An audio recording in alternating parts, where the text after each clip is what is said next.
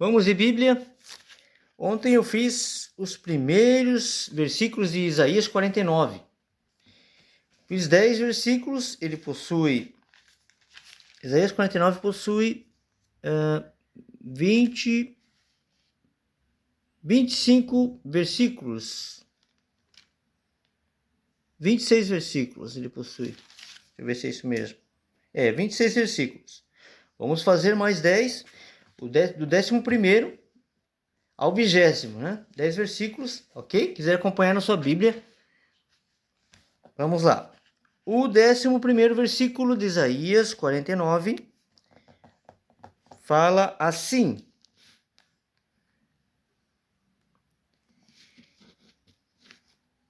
E farei de todos os meus montes um caminho, e as minhas veredas serão exaltadas. O 12º. Eis que estes virão de longe, e eis que aqueles do norte e do oriente, ou melhor, do ocidente, e aqueles outros da terra de Simim. O 13º versículo fala assim: Exultai, ó céus, e alegra-te, tu, terra, e vós, montes, estalai de júbilo, porque tu, Senhor, consolou o seu povo e dos seus aflitos se compadecerá. 14º. Mas Sião diz: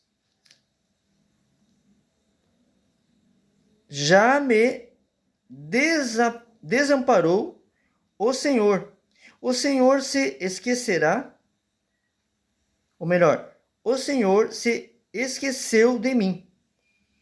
O 15º. Pode uma mulher esquecer-se tanto do filho que cria, que se não compadeça dele, do filho do seu ventre? Mas, ainda que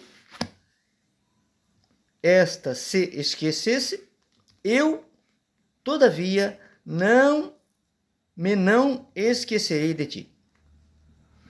O 16º versículo.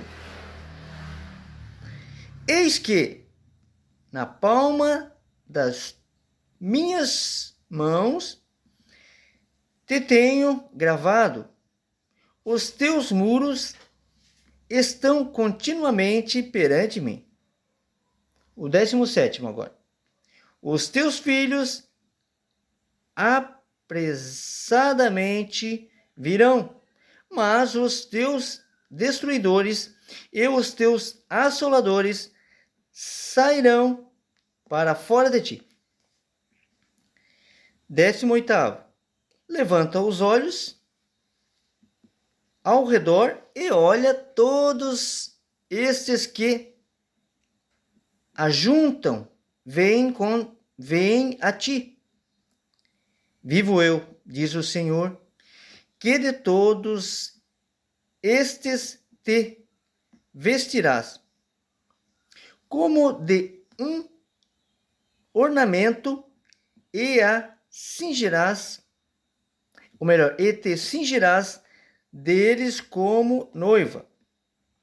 Porque nos teus desertos e nos teus lugares solitários e na tua terra destruída, te verás agora apertada de moradores, e os que te devoravam se afastarão para longe de ti. O 20º fala assim, 20º e último, né, desse vídeo, de Isaías 49. Vamos lá. Até mesmo os filhos da tua orfandade. Dirão aos teus ouvidos: muito estreito para mim este lugar. Aparta-te de mim, para que possa habitar nele. De tanta gente, né? Ficar aglomerado.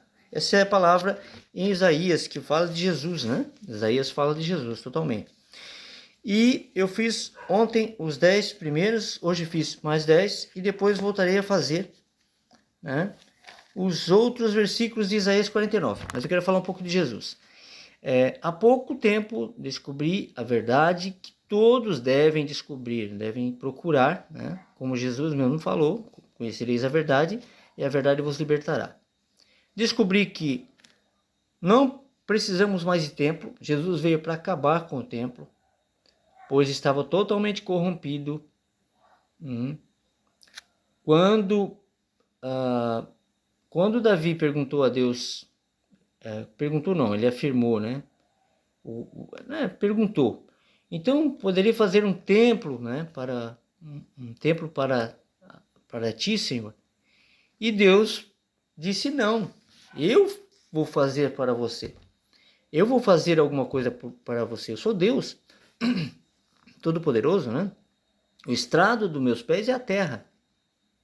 Então, como você vai construir um templo para mim? Não tem como você construir um templo para mim.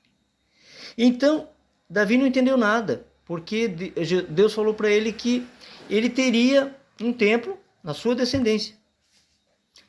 Esse templo que viria na sua descendência era Jesus, e ele achou que era para construir um templo e passou a bola para Salomão, né? Quando Salomão veio, ele incumbiu, né, essa obra a Salomão erradamente. Não esperou Jesus, né? Não entendeu. Na verdade, ele não entendeu.